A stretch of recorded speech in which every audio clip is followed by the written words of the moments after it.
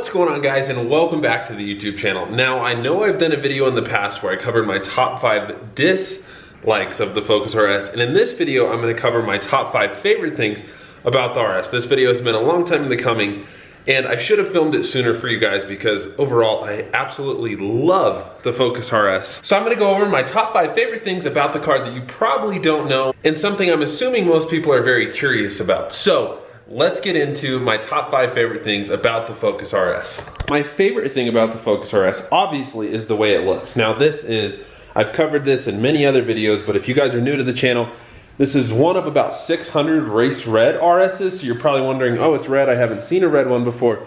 It's because they're very rare. You don't see many of these out on the road just because it's not one of the main colors that they produced for the first and the second year of production. Yes, this is the race red. Ford actually, from the factory, went ahead and made the RS logo right here blue. They did the calipers blue, which are very dirty, so it's probably gonna be a little hard to tell. They did blue accents all around the door sill. And then they also went ahead and did blue stitching. So you can see these do have the Recaros. They're partially leather and then partially suede. I wish they were full leather. I'm a little disappointed because now I'm sort of a gym rat. I wish it was all leather because these do hold on to smells.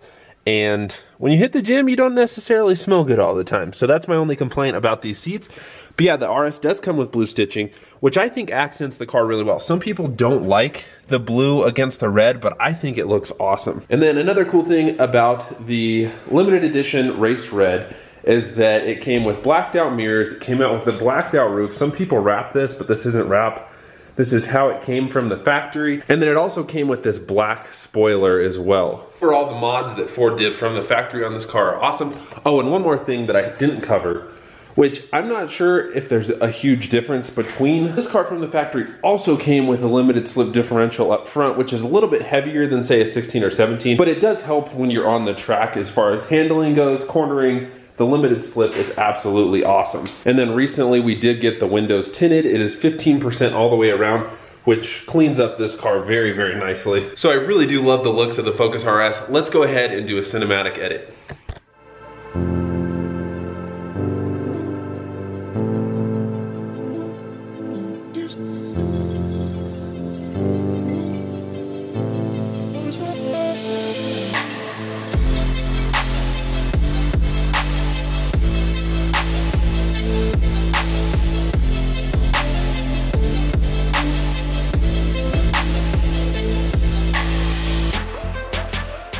One of the craziest features of the Focus RS that many people aren't aware of, these actually have bi-xenon headlights that are super cool. So these will swivel up and down, side to side, depending on what road conditions you are, speed. And as you turn the wheel, the lights shift to follow the layout of the road in the direction of the steering. Now, the adaptive front lighting feature on the headlights adjusts the pattern of the lights according to speed, road conditions, and the environment and settings around you. Now, unlike standard headlights that come on most cars, this car actually monitors ahead of the car, can see objects, and the headlights have 7 different modes depending on road condition and so on and so forth. Now I will show you these the best I can at night, but it's one of the coolest features to be on a back road, and as you turn left, the headlights actually turn with you. It's one of the coolest features. It actually makes you feel very one and connected with the car, which is super cool. I haven't seen them on any other cars. I know some higher end cars do come with it. I think the fact that they put headlights with 7 different modes on them and that it'll adapt to different driving conditions is super cool. Shout out to Ford for being awesome. You can't really see it during the daytime while I'm driving, obviously.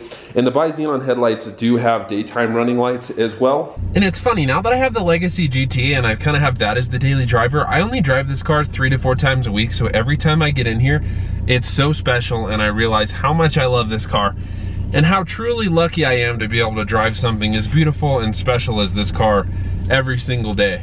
So I don't want to be preachy, I don't want to preach to you guys, but as of recently, I've kind of had to humble myself. Like, I want a more expensive car, I want nicer things in the future, but sometimes I have to take a second to really just stop and realize how far I've come, how lucky I am to be in the position I'm in. So if you guys are wanting something more than you have, just realize, hey, I have more than a lot of people do, I'm blessed. Things can only get better. So that's my word of encouragement today.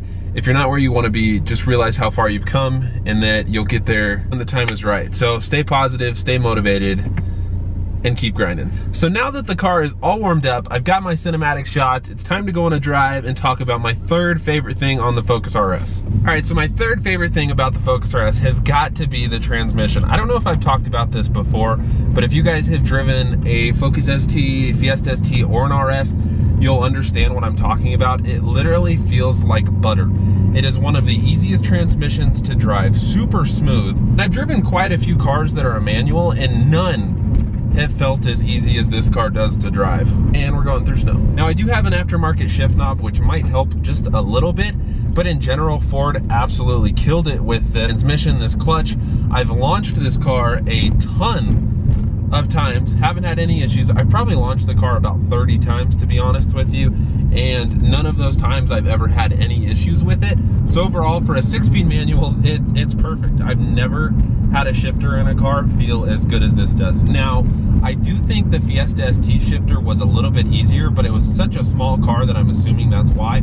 This feels a little bit more direct in gears. The Fiesta just kind of slid into gear, and it was a lot easier, say for like daily driving. But the Focus RS feels very, very notchy. It's nice, the throws aren't very long. And overall, it's a great, great clutch and transmission. The catch zone on the RS's clutch is pretty close to the top. It engages really nicely, really smooth.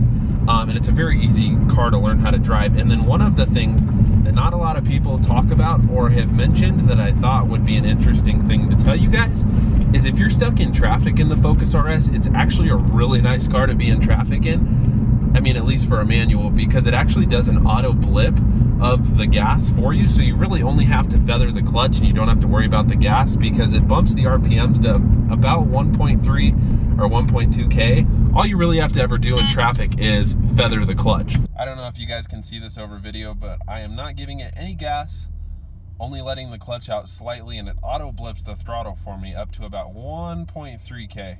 So a really cool feature on the RS, something that I didn't know it had before I bought it, but I learned once I got stuck in some traffic. So a super cool feature. So now we're on to my fourth favorite thing about the Focus RS, and as you guys guessed it, pretty cliche, it's launch control.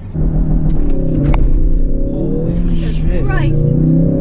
Oh my God, that like made my stomach go. Oh my gosh.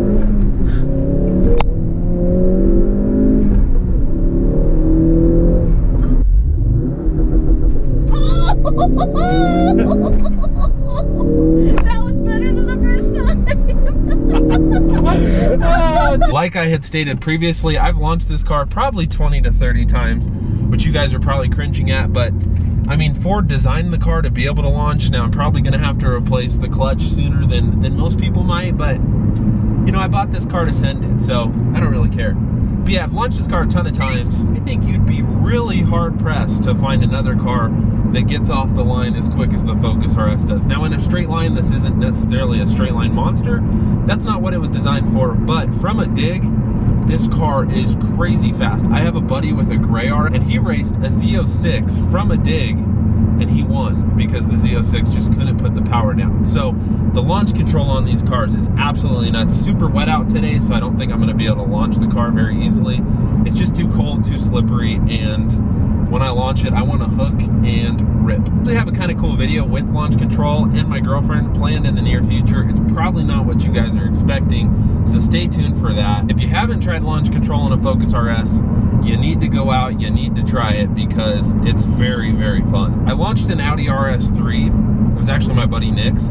Huge shout out to him for letting me review his RS3. If you guys haven't seen that video, go check that out. And I launched his RS3, and while it was very, very aggressive, I still think from a dig, the Focus RS puts you in your seat just a little bit harder, but that car accelerates much faster than the RS does. His car was an absolute straight line monster, but I still think this might launch just a little bit harder than the Audi RS3 that was 500 wheel horsepower. Now my fifth and final favorite thing about the Focus RS has got to be the way it handles. Now I know this car is Ford's performance model. I knew it was gonna be good on the track, but I didn't know it was gonna handle as well as it does. The very first time I took it to the track, I was absolutely blown away by how this car handles. It is like a razor blade, super sharp, it's a very fun car to drive on the track. Now, I've seen a lot of people say, oh, I'm not gonna track my Focus RS. I'm not gonna take it, I don't drive it hard. If you own a Focus RS and you haven't done a time attack, a track day, or actually seen the limits of this car, please go and take this car to a time attack, because once I took it to the track, I was blown away by how this car handled. I mean, it did have really sticky tires, so I have the Cup 2s on it now. They're melted, as you guys know, but when they were still almost new, they were so sticky, and this car was just crazy around a track. Obviously, the car needed a better driver, but you know, the car only slightly understeered occasionally for me, but most of the time it was very solid, planted, hooked, gripped really well, and let you have some fun when you wanted. The car will give you really, really nice lift-off oversteer, which was a ton of fun. Probably not great for the tires, but a lot of fun. I'm really sad that I never got to drive my Fiesta ST on the track, because a lot of people say that car is almost just as fun, if not more fun, than the Focus RS. Really curious, hopefully I can meet people out there this year that have a Fiesta ST that I could ride with just to see how the car handles. Because I only had that car for about a month, and every time we went to the track I was like, Fiesta ST, Focus RS, Focus RS. Well, I hope I picked unique enough things to talk about on the Focus RS. This car has been a hoot to drive. It is so much fun.